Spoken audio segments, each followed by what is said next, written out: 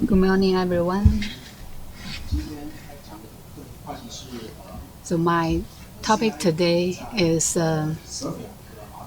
continuous integration practices on Zephyr Upstream. I myself has come from NXP Semiconductor. So some people may wonder, as a chip company, why would you use some cloud or Docker technologies? The mainstream technologies used in chip is mainly in CI or the Devops. So this is the abstract of my speech. We will adopt some open source Dockers and then to put them together via some glue script, and then we will have some components and some hardwares to install or deploy the system. So based on our experience, we can build such a CI system with minimum supporting resources and high reliable quality tracking, and can also make the test available after 5 minutes. For Zephyr itself, it has a shippable platform as the CI framework. Shippable, it is not public available, so that means it is not possible for customization or for general users because license is required, and also it is very hard to dynamically change the test sets, and also you will find that a lot of the test script or test stuff will be mixed in the same Git repo. This is actually not allowed because when we release a patch to customers, we do not want to expose the underlying layers or some of the unnecessary stuff for users. And for test code, it is not in very good quality. So because it is a kind of commercial version, so if you want to have the Devops architecture to connect to such a commercial version, will make some troubles. Even if you have some support from the companies, it is actually will cause more problems. And also as a chip maker or as the board maker, what is the key issue is for shippable, it cannot run on the real board. You can only do it on simulator or emulator. So if you know simulator or emulator, to maintain a on-call is simulator is easier, but if to realize the CI, it will take more efforts and more time than doing the test on the board. So that means if just do some basic checks on the simulator, a lot of issues will happen on the real board. So this problem will have deep impacts on the real application's quality life cycle. So usually, while we are establishing a cloud architecture, we need to take user case into consideration first. So today's user case is how to upstream the BSP. So our user case is we will have the upstream task, and then we will do local debugging, do some local function test, and then we will generate a pull request. And this pull request will have some integration test. And after the integration test has been completed, then we will finish the upstream. So this is a standard user case. If you have any questions, you can interrupt me at any time. So based on the previous user case, we will have some requirements from the user case. So the first is test on request. So that means there will be not a specific test set. The test set is based on the programs you are going to develop. So this test is on request. And the second is we will use common and user-friendly technologies. That means it doesn't require a very tough learning curve to learn some different technologies or difficult languages. So that means you will have easier access to the technologies which can be used in your programs. And the whole invocation process will be stateless because you have a lot of tasks to run. You need to set up the board, you need to run 100 cases, and for example, if to be exaggerate, you need to test your apps in more than 1,000 boards. So that means if it has a state, you need to switch from one state to another state. So that will require human intervention. Then it will require a lot of human efforts to maintain. So that is why we require a stateless process. That is, as long as you send a simple request, and then you will get what you want. You do not need to care about the process.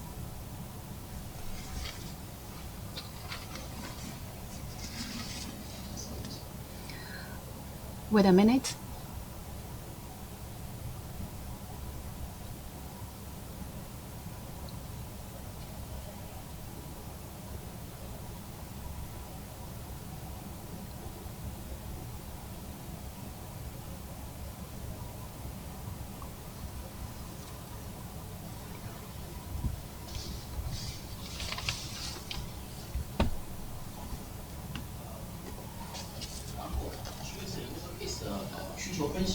So based on the user case requirement analysis, we will come up with a system-level requirement, which include, first, we need to have a system to configure the test scope.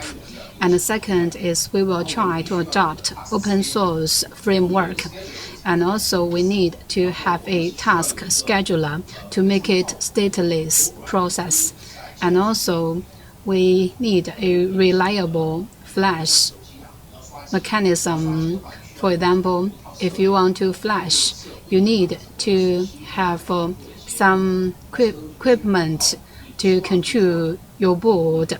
So that means once you have flash on a program, whether it is successful or not, so it needs to be reliable, and also it needs to be developed dedicatedly, and also we need to have the result process, because we think that you can develop any apps you want, and the test a process, either it is from the signals to judge the result. So that will reduce the limitations for our developers. And last but not least, we need to have a storage system to store the logs. So what we are using is a FTP Docker. So that means for the test results, we can store it in all the in the Dockers. So this is the architecture of the CI system. There are two layers. One is the user interface, and the second is the servers layer. So all the servers are transparent to users, and what we have used is centric user interface, and where the Blue Ocean Docker to track all the servers and to get the input from different servers. And the one in the middle, the binary documents, and the SRAM log, we will put it on the servers. So such kind of architecture is based on our requirement analysis. And these are the Dockers which we are using. One is the Jenkins Docker. We are using it for CI system with database, and we have a FTP Docker. We also have a Zephyr build Docker. So all the compilation is realized via the Zephyr build Docker, and also we have a task queue Docker. So while you adopt open source framework, it's better to write less code or customized framework, because for open source there will be a lot of input from outside, and its lifespan is very long. So if you have created some new frameworks, that will lead to a very complex system, which is difficult to understand. So it will take a long time for you to explain to the others why you do it like that. And the deployment of the whole system will become very simple. We need a SCM system, either it is GitHub or Bitbucket, and then we can build a local cloud or rent some cloudy ECS, and on the cloudy ECS you can deploy all Dockers. Then we need a flash machine, and then for our board it is supported by PyOCD, and then get the logs via UART. So the whole process is very simple, nothing advanced. For cloudy ECS, we can get open sourced, or if we get very clear request, we can get some other solutions, but it depends on the evolution of your program. And next is something special, because if you glue all the open source stuff together, you need to know how to glue them together. So this is about how to connect Dockers, and some are suggesting using IP tables to use the IP or socket communications.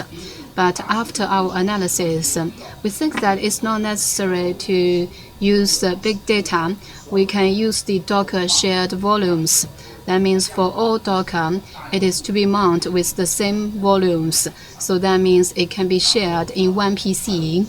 And the interoperation of Dockers, you can use Docker exec or to use the mount for each Docker container.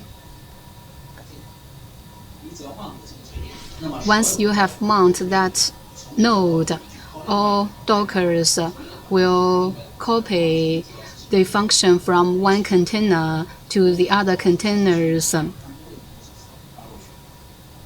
So all will be sent via socket.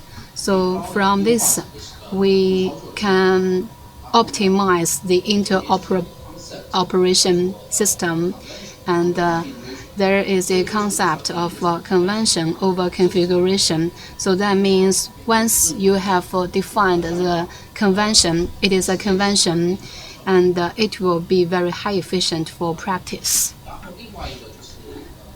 So another thing is we have mentioned we need to establish a test set. If you have studied the Jenkins pipeline file, you will find that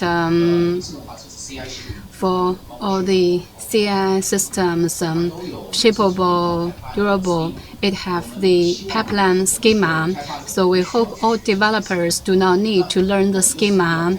So that means it's necessary for us to develop some simple codes. For example, if developers want to have a test, then we just need them to know what they are going to test, what is the test route. As to the compilation, as to how to write, how to run the log, they do not need to know that. But for Jenkins, you need to control the whole process. You need to define the setup, define run, and define how to get the result. So we have developed some script. As long as the apps is, you can run the script and generate the pipeline file.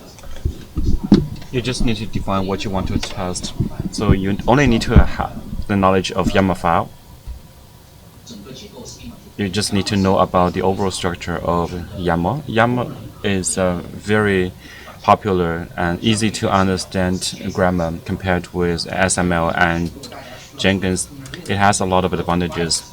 So if you need to have a local file system, I really recommend you to use that. So we used YAML's customization because it doesn't allow include or exclude. That's why we set up an additional layer so that we can do some basic calculation on the board, and the overall system would be scalable because in YAML you have to use script and you need to use specific grammar. All these things is included in the script, so you just need to include them.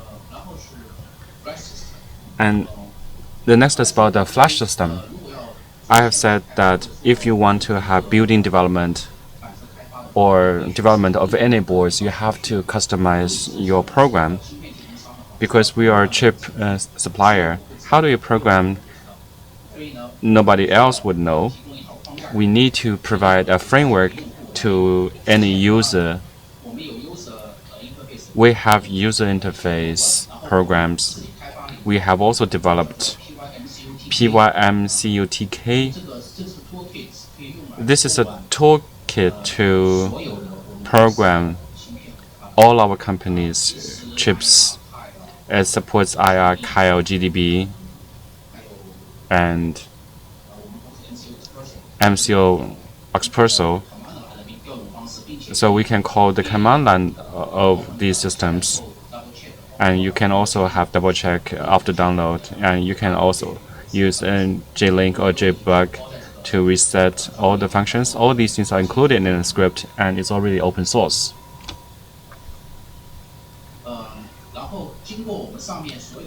After all these defined processes, we can complete a whole set of BSP upstream process.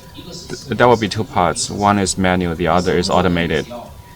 For a manual part, you just need to develop the program on your branch and do your own tests, and then create a pipeline file. You just need to define what you want to test, the functions of your development, what kind of testing needs to be done, and then you can add that to the pull request. And for the pull request will be assigned to SCM Jenkins trigger. All this will be done, and Blue Ocean will trigger a test request according to this and generate build command, and the build command will automatically upload the image to the FTP, and then we will have a run command, and then pull binary and operate on the board, and then send it to the Jenkins and upload the test log to the server, and the user will receive an email notification or any other notification you define to inform you that the test is done. So this is an example of configuration. Within this example, you only need to do three things. First, you need to inform where is the kit, where's the kit, and then you need to define the regular compression, and then what is the name of the test file. You only need to do these three things, very simple. When the test is done, it will create such a report. If you're familiar with Jenkins Blue Ocean pipeline, horizontally it means sequential And the other vertical direction means it's being done simultaneously. So you can define how many build can be released in parallel, and you can also define the relationships with each other. So if it's passed, you will see a green mark. If it fails, you can see a red mark. So this is the log from Blue Ocean. Some tricky part because we are using URL to replace the storage method. So the Jenkins is only storing the URL. It will not store the test result in the database, so we can reduce the burden to the database. And similar with the log in the lower part, we just put the URL and we just inform about the test result. If this fails, you need to check out the log. You just need to link through the URL, which is also reducing the load for the database. So these are the benefits of using the system. For every pull request, we can do that on real board, and the test scope can be customized by the original developer. Because you are the developer, you generate the feature, you would know what are the things that need to be tested. But of course, regression tests can run for all the known cases. For the other things you can customize yourself. For the whole process, it's stateless async. You just need to send a pull request, then your duties are done. You just need to wait for the result. You can switch to other tests. You don't need to care what are the other interventions you need to do. It's not necessary. You don't need to learn many things. This is the best part of that, because for a developer, they need to focus on their projects. If it is for the bottom line software, they just need to know. They don't need to know how the cloud system is structured. It's not necessary.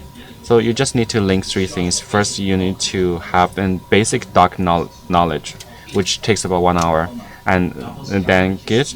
And then you also need to understand some simple YAML schema. YAML schema is also very simple. It takes only about 30 minutes. So we don't need to have manual maintenance for the whole process. This is very good because operating on a stable open source architecture, and we are combining everything together in a very rational way. You don't have many things to do.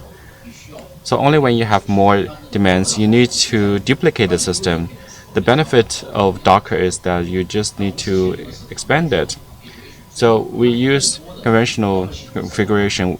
When you need to have more Docker documents, you just need to set up your naming rules. You don't need to do many other things. I've said that if you don't need have hardware scaling, it takes only about 5 minutes to expand the setting. So these are the future works that will be done. Zephyr is an open source tool, so its purpose is to IS 262 evaluation. So all the parts should reach 100%. We haven't progressed. You can use GDP to get all the coverage data and have real-time analysis, because only on real board you can run all the test cases and do coverage cases. In simulation, it's very difficult because it's not possible to simulate all COC. This is what we are going to do next. Many users want to get the test status of the boards instead of just seeing the bugs we're reporting. They want to know about the boards on different LTS. whether it's stable, whether it can pass some tests, whether they can use it that way. They need to have a test and maintenance system because Zephyr is using benchmark test rule. So our next action would be bring our test reports and test IO and combine them together. And this is a Zephyr's working group. So we're going to open all the scripts. Basically, that's all from my part. If you have any questions about Devops or Zephyr, you can raise your question now. We still have some time. We still have 5 minutes. Please.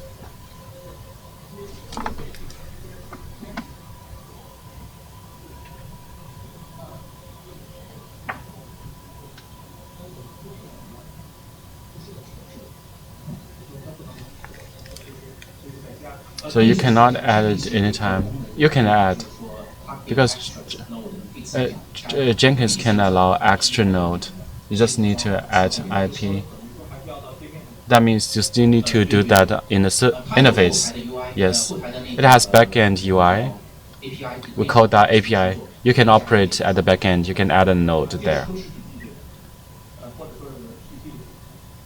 So these are random nodes. These are the nodes for the physical machine. You can also have the nodes for the virtual machines. My second question, during the commission when it's stuck, is it possible to enter some PV to C? How do you enter that? Because for every machine, it's running on the Docker. If you want to do the debugging, you can log in onto the server and to see the actual state of the server in the log. So actually, there's no authentication control. You can see everything. There is some control. If it is machine, you need to turn on the authentication. For the end user, they don't want to have the authentication control. It's difficult to control because normally we want to have authentication because we don't know what the users are doing.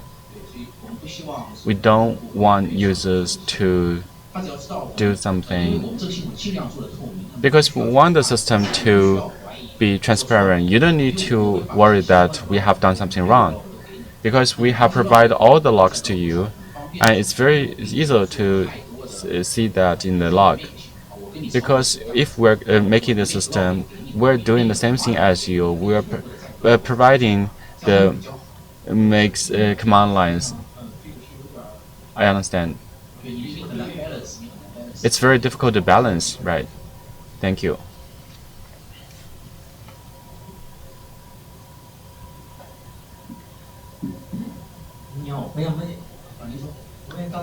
I want to ask you, you said that the user can go to the specific nodes for debugging, like EAC, and you can go into the container. Is that safe? If I give you the authentication, you'll be a trusted user. So that means that not everyone can have that. So you need to manually apply for that. Yes. Actually, we have considered about the CI system. Our initial purpose is that what the developers are doing, and we'll just follow suit, and we'll just provide the command lines to you. So there will be nothing intransparent. The only difference is the machines doing things and humans are doing things. We don't want to have an artificial intervention. If we open source that, is because we have done a lot of tests. We can ensure it's reliable. You can trust that these modules have very high reliability. For you, you don't need to doubt about any issues brought by our system. You can replicate the same thing. So there are no new problems caused by that. So we don't need the user to debug that. What if the user wants to add a new test case? It's very simple. In your PR, you just need to create a pipeline file and inform you about the debugging path. I mean, if we add some test files, the environment is different and we can't do any adjustment. Because for typical case of Zephyr, it's not possible to have different environment. If it is inconsistent, you won't be able to enter the Zephyr because you can only use the CMX control method. The other methods wouldn't work. I mean, yeah, I'm talking about test. So when you are running the test, when the board was downloaded,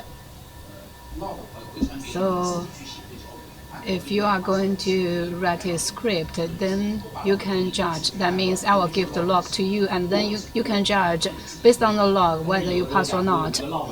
But sometimes the log is uploaded where you are. So if there is some issues, needs to use some G tag to debug. We suppose that it shouldn't be fixed on the interface layer.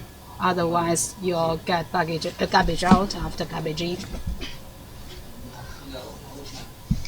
I have a question for Jenkins.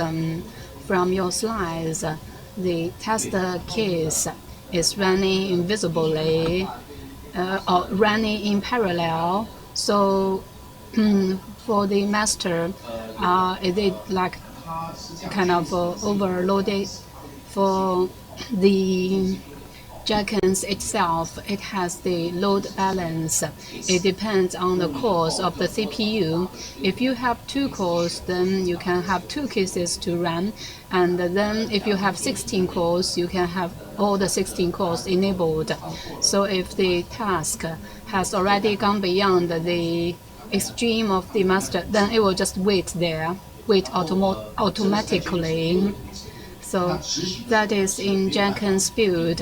When doing the execution, it cannot control the boards. So what we done is why we have the task queue. So we have used the server to generate a task queue and then put it in a program machine.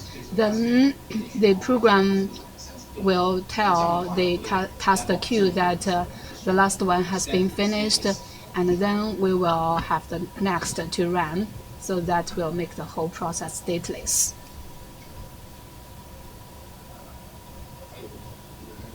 Any more questions? If no, thank you.